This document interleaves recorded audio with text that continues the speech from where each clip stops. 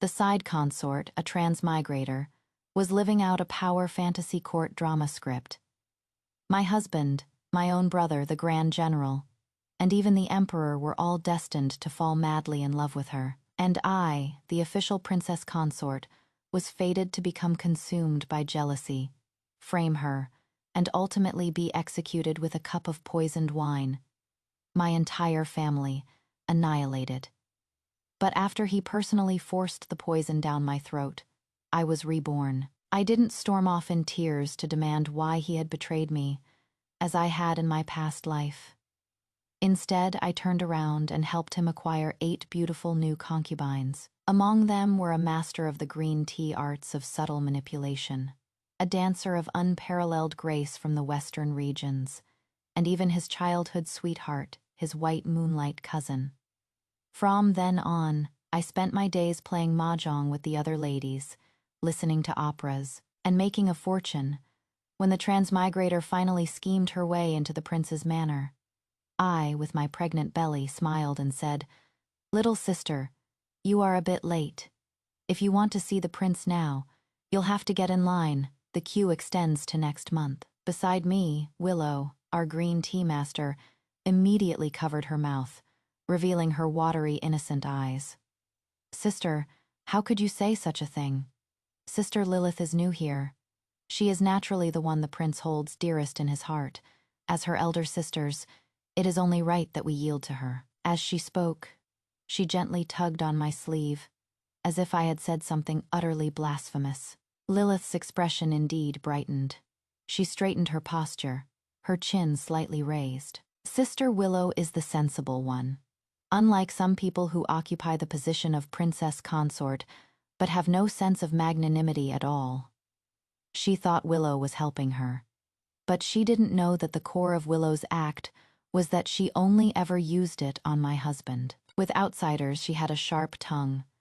Sure enough, Willow's eyes immediately reddened, on the verge of tears. "Sister Lilith, how could you speak of the princess consort that way? Our sister toils endlessly for this entire manor, and she carries the prince's heir. She has grown so thin from the strain. We sisters were heartbroken to see it, which is why we agreed to take turns attending to the prince, so that our sister could rest and nurture her pregnancy." How could you so misunderstand her kind intentions? Zara, the dancer from the western regions, had the most fiery temper.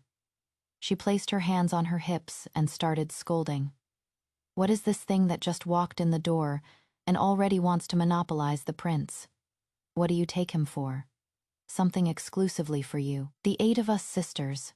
Which one of us isn't from a distinguished family? Which one of us isn't talented and beautiful? What in the world are you?" Lilith's face turned shades of green and white.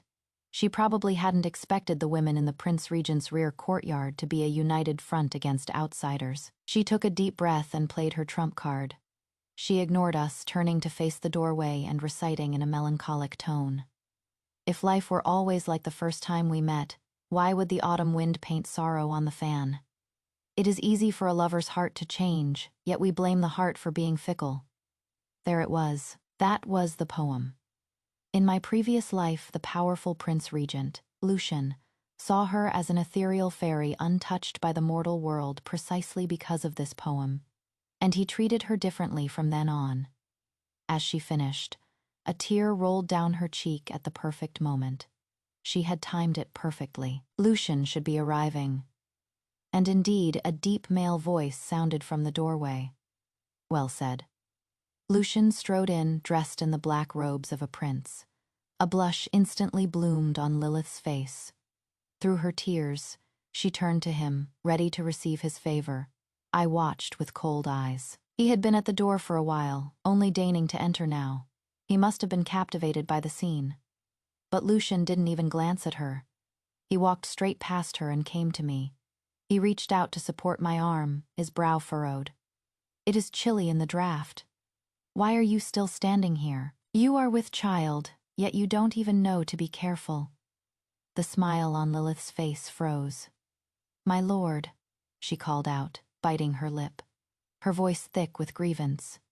Only then did Lucian seem to notice her, casting a faint glance in her direction. Another new one? Lilith swayed, nearly losing her balance.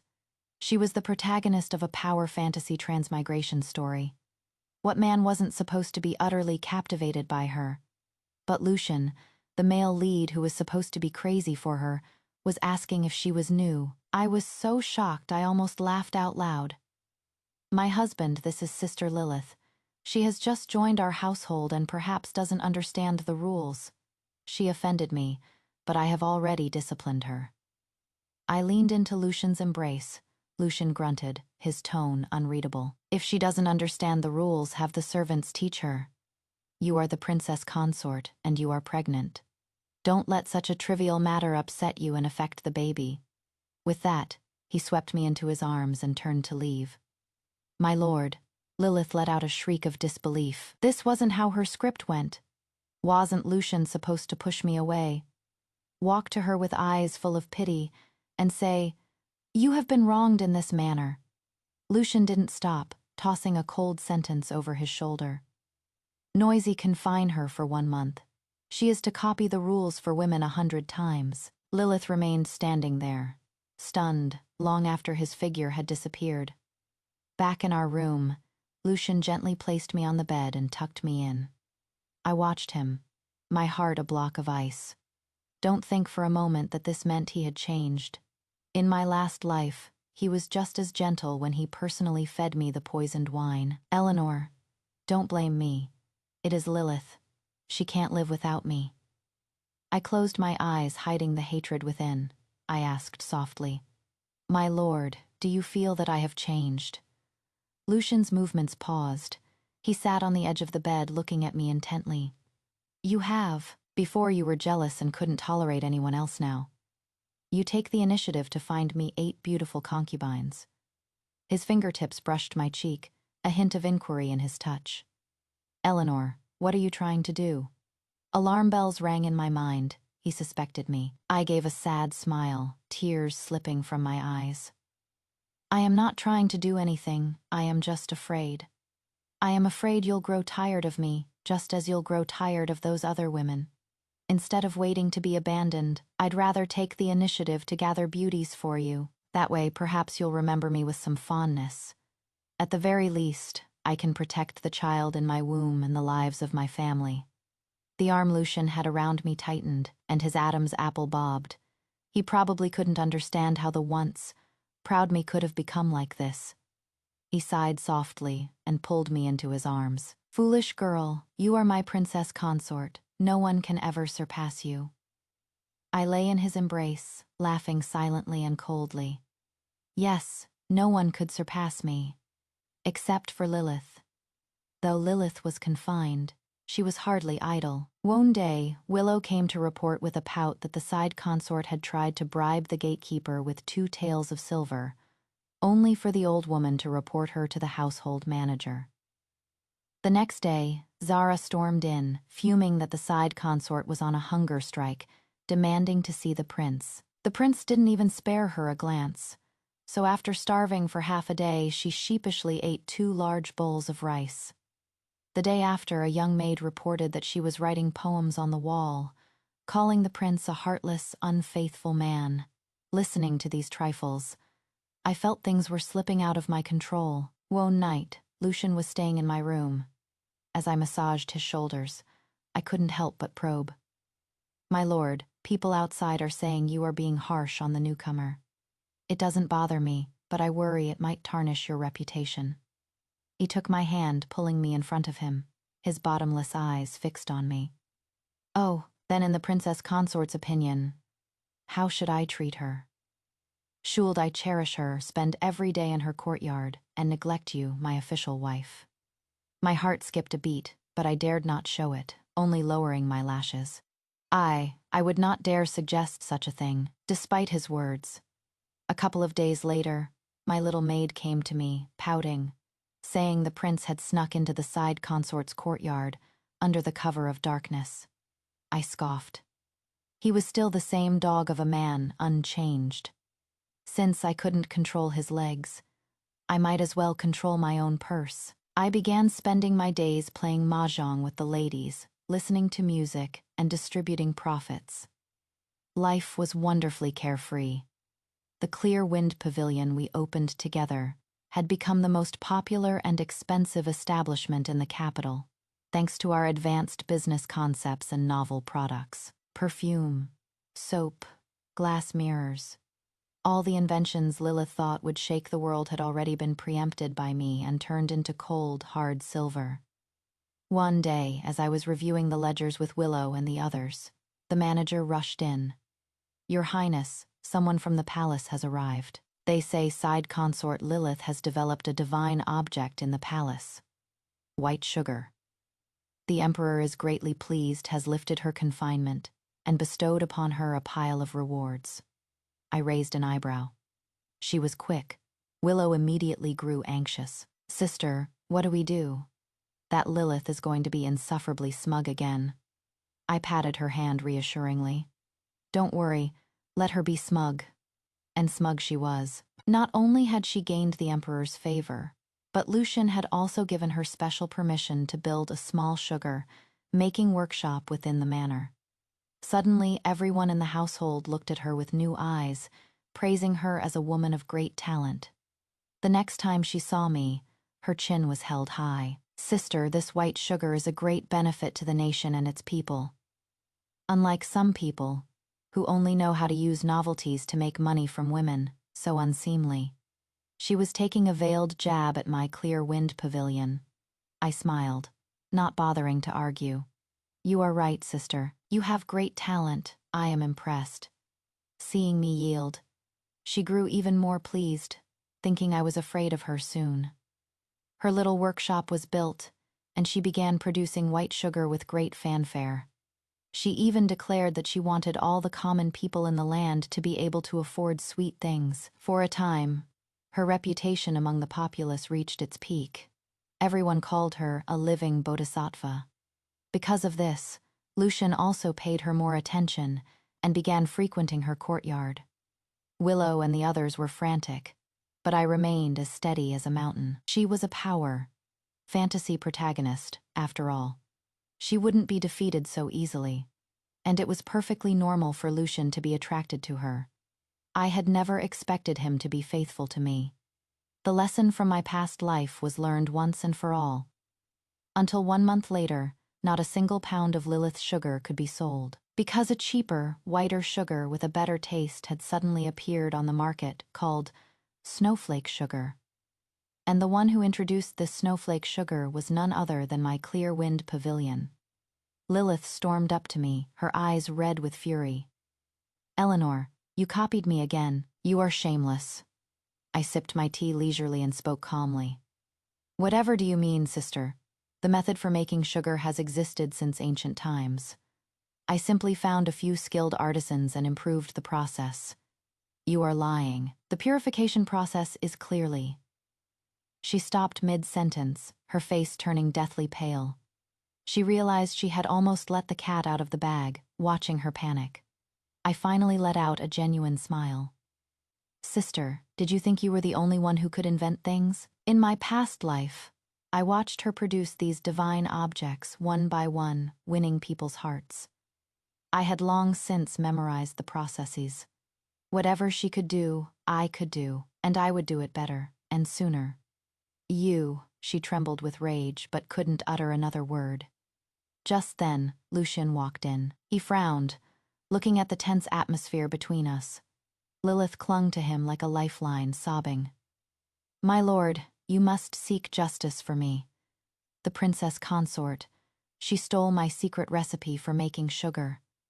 Lucian's gaze fell on me, deep and unreadable. "Eleanor, is what she says true?"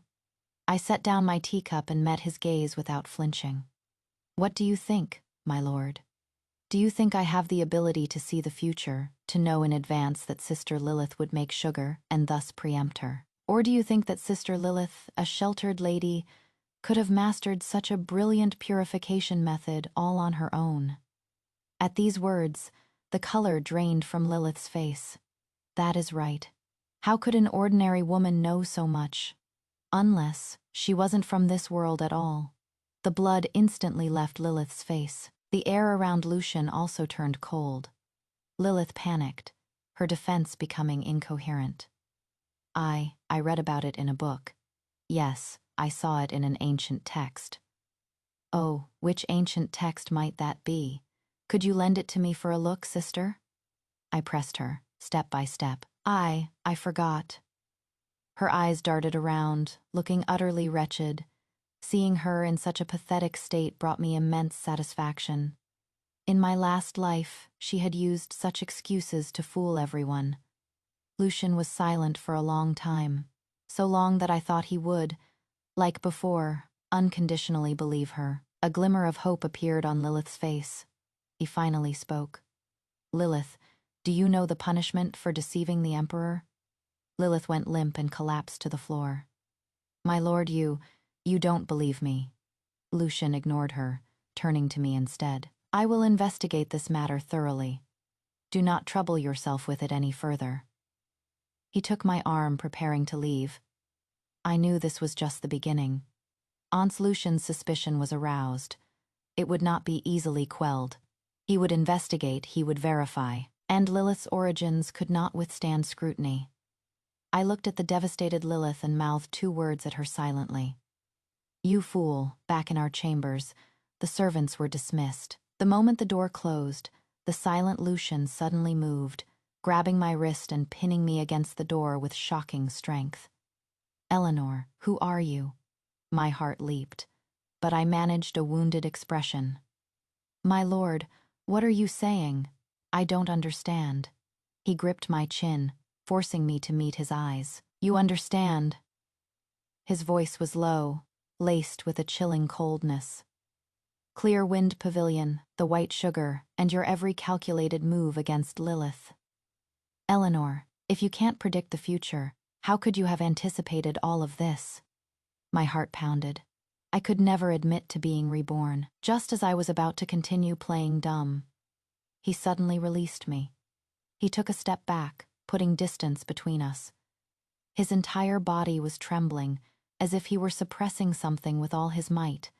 In a voice that was almost a whisper, he asked a question that sent a chill down my spine. Or could it be that you also crawled back from that great fire? What did he say? Yes, after I died, there was indeed a great fire at the manor. It burned for 3 whole days and nights.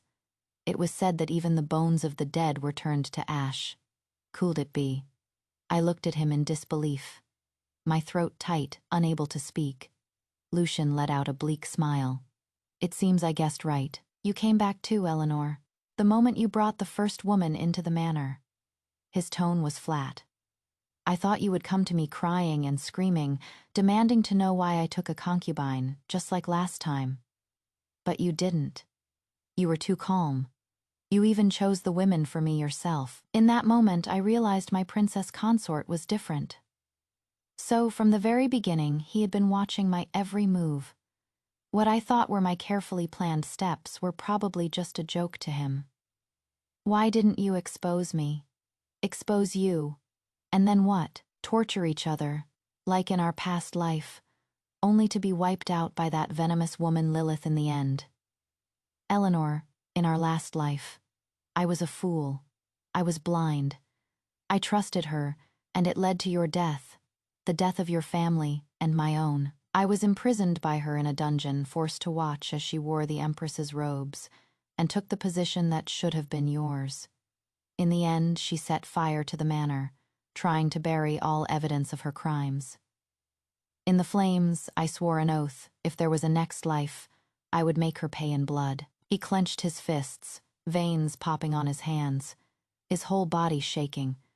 So much had happened after my death, but between us lay the blood of my entire family. I couldn't help but sneer, but I didn't die in a fire, that cup of poison. You forced it down my throat yourself. You played your part in all of this. Lucian, the person you should hate most is yourself. He froze, his face instantly turning ashen. The taste of this revenge was exquisite. I was wrong, he said, his voice hoarse. Eleanor, give me another chance. I didn't want to hear any more of this nonsense and cut him off. So what do you want to do now? Kill Lilith? He grabbed my hand. Eleanor, trust me. I remained silent, trying to pull my hand away, but he held it tighter. Trust the man who personally poisoned me. Lucian, why should I trust you? Because of this. He took something from his robes. It was a white jade hairpin, carved with a blue Lewin bird. Something I knew all too well. It was a gift from my mother when I came of age. In my last life, before I was executed, I had smashed it in front of him. Now, the hairpin lay in his palm, a line of gold mending the crack down its center, ugly and jarring. When I died, this was what I was holding. I told myself, this is what I owe you. I had to bring it back and return it to you. In the end, I did not take the hairpin. The pain of a past life could not be erased by a single hairpin, but our goal was surprisingly the same. Lucian began to thoroughly investigate Lilith's background, and I was responsible for breaking her down from the inside. A few days later, my brother, the Grand General Damien, returned victorious from the frontier. In my last life, it was upon his return to the capital that Damien had a chance encounter with Lilith. He was captivated by her unconventional talk of defying authority and pursuing freedom, and he became her most loyal supporter, even turning against me for her sake. This life, I would not give him that chance. 3 days before Damien's return, I accidentally caught a cold and became gravely ill. When Damien received the news, he rode his horse at full speed, not even stopping at home, and charged straight into the Prince Regent's manor.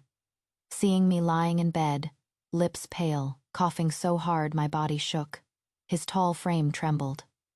"Eleanor, how did you get so sick?" The voice of a man who had spent half his life on the battlefield was trembling. I managed to prop myself up.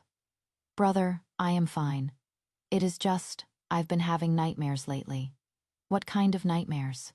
I clutched the blanket, my body shaking uncontrollably. "I dreamed of a demoness who possessed my body. She harmed you.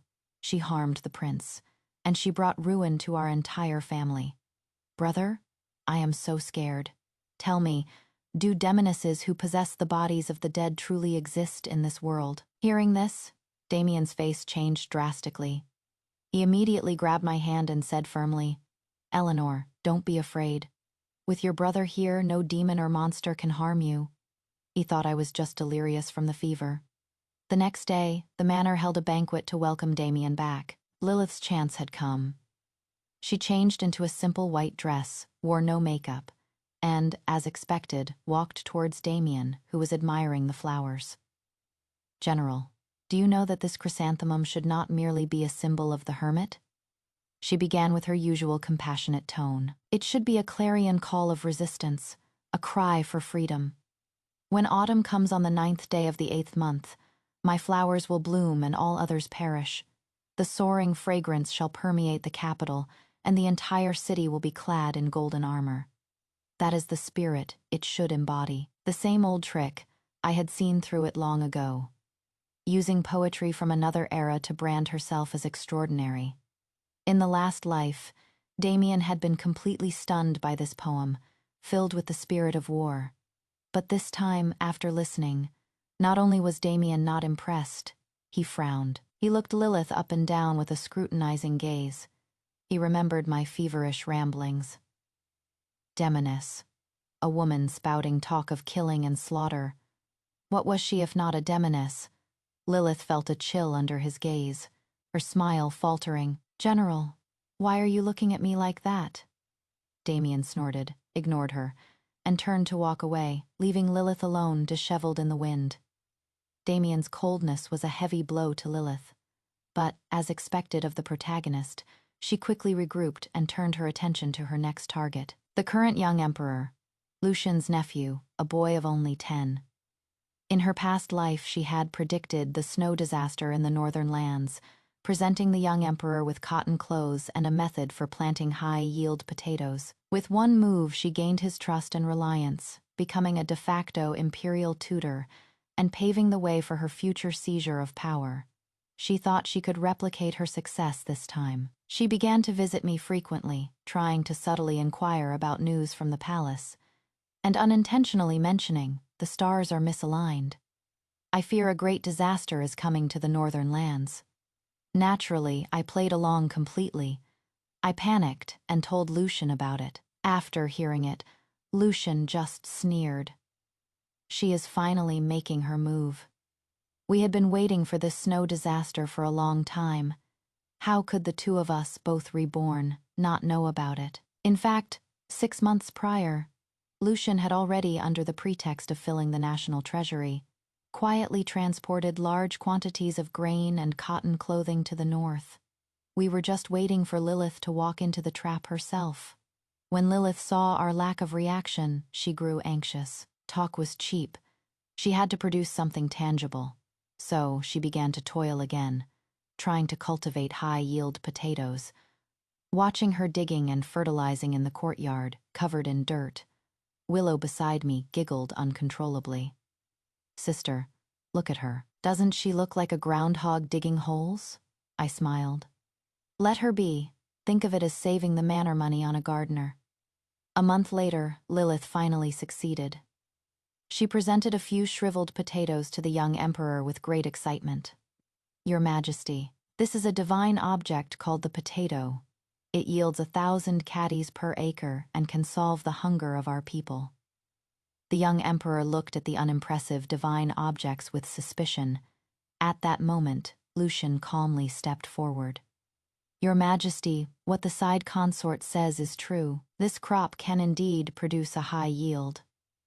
Lilith's heart leaped with joy. Lucian was speaking for her. She still had a chance. But then, Lucian's tone shifted. "However, this is not called a potato in our dynasty. We call it the foreign taro. As early as last year, I ordered it to be planted on a large scale at the royal farms. It has already been harvested, supplied to the army, and distributed to the people of the north to help them through the cold winter." With that, he clapped his hands. Outside the hall, eunuchs immediately brought in several large baskets of plump, glossy foreign taros. In comparison, the few pathetic potatoes in Lilith's hands were a joke. Lilith's face instantly turned the color of beets. Her trump card, her greatest pride, had been so effortlessly dismantled by Lucian. The young emperor's face darkened. "Side consort Lilith, are you trying to make a fool of me with these rotten spuds?" Repeated failures drove her mad. If flattery wouldn't work, she would resort to murder. That afternoon, while I was resting, Lilith brought me a bowl of bird's nest soup. She smiled gently. "Sister, you must be tired from your pregnancy. I personally stewed some supplements for you." Before I could speak, Iris, standing beside me, stepped in. She was one of the 8 beauties I had chosen for Lucian. Hailing from a family of physicians, her skill with silver needles was masterful. She was also the bodyguard I had specifically sought for myself. Iris leaned closer to the bowl, her nose twitching, then chuckled. "The side consort is very thoughtful, but you've added the juice of dicroa root to this soup, haven't you? Its properties are quite potent. I am afraid the princess consort's delicate condition cannot handle such a thing." A chill ran down my spine. Dicroa root. A potent poison, enough to kill us both. Her plan foiled. She dropped all pretense. The moment I turned, she lunged at me without warning. She grabbed my arm with surprising strength. "Eleanor, who are you?"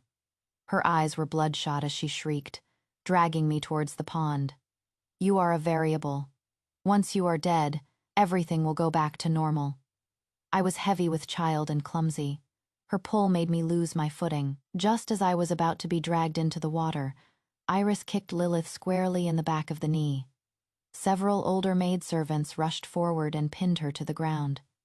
I was helped to a nearby pillar, my hand instinctively protecting my belly, a wave of fear washing over me. This child had indeed started as my contingency plan. I was afraid that in this life, Lucian would still be bewitched by Lilith, leading me to the same fate. It was also after becoming pregnant that I used the excuse of being unable to serve him to bring in the 8 beauties. But after nearly 10 months of this connection, The bond was far more than just a contingency plan. When Lucian arrived, he saw my pale face and Lilith struggling wildly on the ground. Like a man possessed, he seized Lilith by the throat. Her cries were instantly cut off, her face turning crimson. Gag her, drag her away, and lock her in the woodshed. No one is to see her without my command. She was locked in the most remote woodshed in the manor. Before long, she fell ill. A true illness, one of the mind. She couldn't understand why all her advantages had turned into disadvantages. She began to question her life, to wonder if there was a bug in this world. And while she was down, Lucian and I went in for the kill. Lucian's investigation yielded results. He found that the original owner of Lilith's body was an orphan girl named Lilith, who had drowned a year ago, and the transmigrator had taken over the body at that time. A wandering ghost possessing a corpse. Lucian clenched his fist, his knuckles turning white. In this era, that is a crime worthy of being burned at the stake. I shook my head. It is not enough. Just the act of possession isn't convincing enough. We must make her confess her origins herself. Lucian looked at me, a question in his eyes. I smiled slightly and whispered my plan in his ear. To break a person, you must destroy what they are most proud of. What was Lilith most proud of? Her self-proclaimed foresight. The knowledge that didn't belong to this era. So I would make her watch as all of it became worthless. In the following days, many strange things happened in the capital. A single-wheeled cart that needed no horse appeared on the streets, running faster than any steed. After nightfall, an unprecedentedly bright light shone from the windows of wealthy houses, lasting through the night. Merchant ships returning from sea brought news of a compass that could accurately point south even on cloudy days. And the inventors of these things were not me nor Lucian. They were the 8 concubines in the manor, the ones Lilith had dismissed as useless pretty vases. They were not merely women skilled in vying for favor. The blueprint for the single-wheeled cart came from the cousin she had mocked for only knowing how to play with wood. The ore used for the filament in the everlasting lamp was brought by the dancer Zara from her hometown. We proved to the world that women were not just meant to be dependent on men. Their wisdom and strength could change the world. The entire kingdom was in an uproar. People no longer called Lilith a living bodhisattva, because compared to these truly divine objects, her white sugar and potatoes were insignificant. She completely broke down. Lilith rushed to the clear-wind pavilion, looking at the women who were surrounded and admired by the crowd. She screamed like a madwoman. "Impossible! This is impossible! How could you know these things? You all copied me. You are all plagiarists." I slowly walked up to her, looking down at her. "Sister, even now you still don't understand. What you can think of, so can we. Your so-called foresight is nothing but the view from the bottom of a well. No, you don't understand. You are ancient people. You are NPCs." Strange words began to pour from her mouth. "I am a transmigrator. I am the chosen one. What right do you have to steal my script?" The people around looked at her as if she were insane, and I had finally gotten what I was waiting for. I secretly gave a hand signal to Lucian behind me. "Close the net." Spouting heresy. At Lucian's command, the Imperial guards hidden nearby swarmed in and apprehended the hysterical Lilith on the spot. The commoners scattered in fear, whispering about whether the side consort had been possessed by an evil spirit. Lilith was taken to the Imperial prison. This time, there would be no comeback. Lucian and I saw her one last time in her cell. She was gaunt, her eyes vacant, all her former arrogance gone. Seeing us, she suddenly laughed, a strange and mournful sound. "Eleanor, Lucian, do you think you've won? You are just 2 paper characters in a book, a villainous side character and a love-struck male lead. Your fates are already sealed. Even if you kill me, another transmigrator will come. You can never escape this plot." Lucian's face was expressionless. "You needn't worry about that. After you are gone, I will issue a decree to the entire world. Anyone who speaks and acts strangely, claiming to be from another world, will be treated as a demon, sentenced to death by 1,000 cuts, and their bones ground to dust and scattered. Lilith's laughter died in her throat. She looked at Lucian in disbelief, as if seeing him for the first time. His ruthlessness was beyond her imagination. I looked at her without a shred of pity. Lilith, you were wrong from the very beginning. This is not your world, and we are not supporting characters revolving around you. You treated other people's destinies as a game, and in the end, you were devoured by that same destiny. 3 days later, Lilith was executed by fire for the crime of demonic possession, with the intent to disrupt the court. It was said that on the day of her execution, a strange phenomenon appeared in the sky. The people said it was the heavens claiming the demoness. Her death caused no ripples in the capital and was soon forgotten. It was as if she had never existed. After Lilith's death, I successfully gave birth to a son, Lucian's eldest. My position as princess consort was unshakable. My brother, Damien, achieved great merits on the border, and the prestige of our family soared. Everything was just as I had hoped for after my rebirth. No, it was even better. The 8 beauties I had personally chosen for Lucian were anything but ordinary. They each used their talents to build businesses across the kingdom, and rivers of gold and silver flowed into our private treasury. Lucian never mentioned matters of the heart again together. We assisted the young emperor, reformed the court, and ushered in an unprecedented era of prosperity. Occasionally, late at night, he would come to my courtyard and sit in silence. We would sit across a stone table, speechless, just watching the moon above, separated by a lifetime of death in our past. We could not go back. This was good too, mutual respect, mutual support, until the day of my son's first birthday. The manor hosted a grand banquet. After several rounds of drinks, I felt tired and returned to the rear courtyard to rest. Lucian followed. He dismissed the servants, and from his robes, took out the mended blue Lewin jade hairpin again. Eleanor. He looked at me intently, his eyes holding a plea so humble I had never seen it before. I know I can never repay what I owe you. But can you, please, give me one more chance?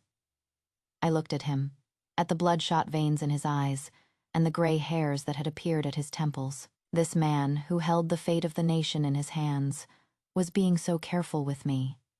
Me heart felt as if it had been pierced by something sharp. It hurt. But more than that, there was a sense of release.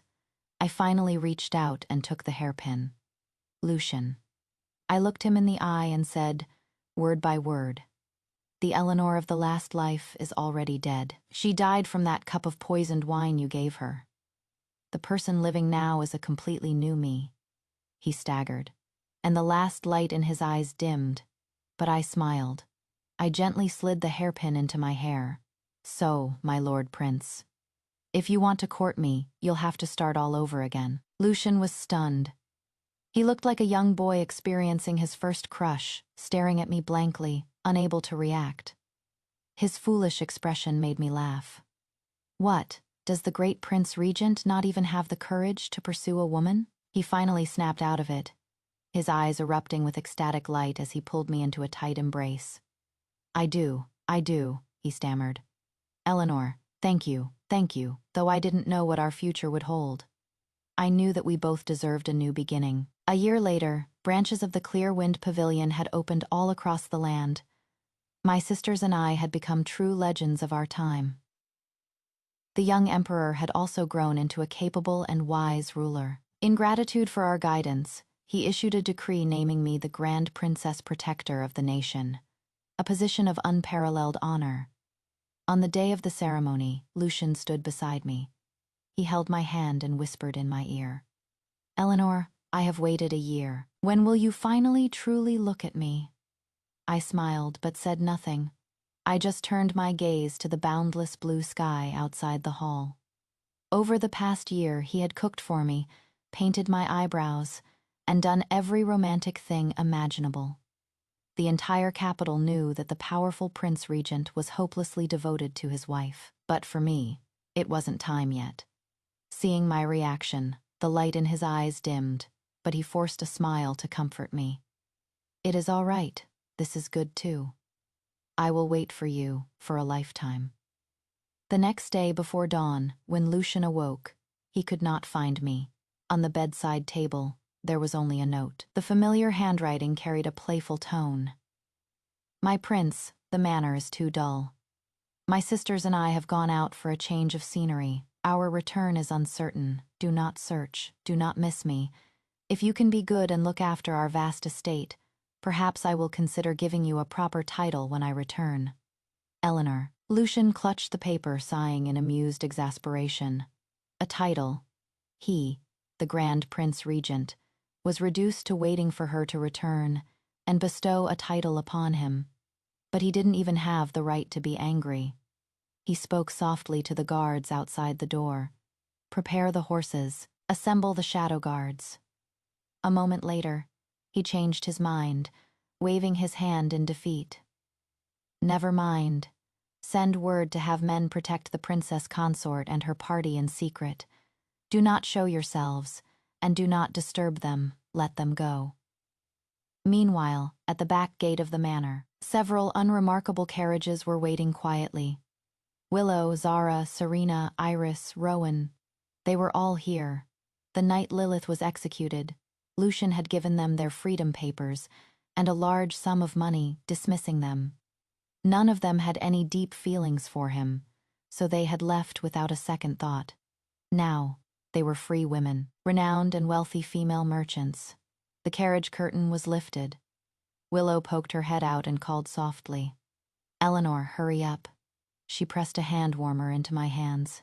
"It is cold, don't freeze." Rowan, once a martial artist from the streets, had the boldest personality. She tossed me a heavy coin purse. "Don't change yourself while you are out and about." Zara peeked out the window, winking at me with a sly fox-like smile. "The world is so big, shall we go see it together?" I looked at their bright, vibrant faces and suddenly smiled. It was a smile from the heart, one free of all burdens. These past years in the manor, I could feel Lucian's grip tightening. At night, I was often woken by his nightmares. He would clutch my hand, his forehead covered in cold sweat, repeatedly murmuring the same words. "Don't go, Eleanor, don't drink it." That cup of poison hadn't just killed me once. It had become the demon that haunted his entire life. It wasn't that he didn't love me. He loved me with a desperate, insecure fear, like a drowning man clinging to the only piece of driftwood. I thought, it is time I got some fresh air. I turned back for one last look at the great vermilion gate, then turned and stepped onto the carriage. Zara's voice, filled with mischievous excitement, rang out from inside. "Oh, the 100 Flowers Festival in the southern frontier is coming up. They have the best rice wine and the most handsome men. Shall we go?" Willow looked at me, her smile teasing. "Can the princess consort go?" The prince would be furious if he knew. I looked at their expectant faces, weighed the coin purse in my hand, and felt a surge of heroic spirit rise in my chest. Let's go. The sky is high, the sea is wide, the world is our home. At least, on this journey, I was no longer anyone's princess consort. I was simply Eleanor.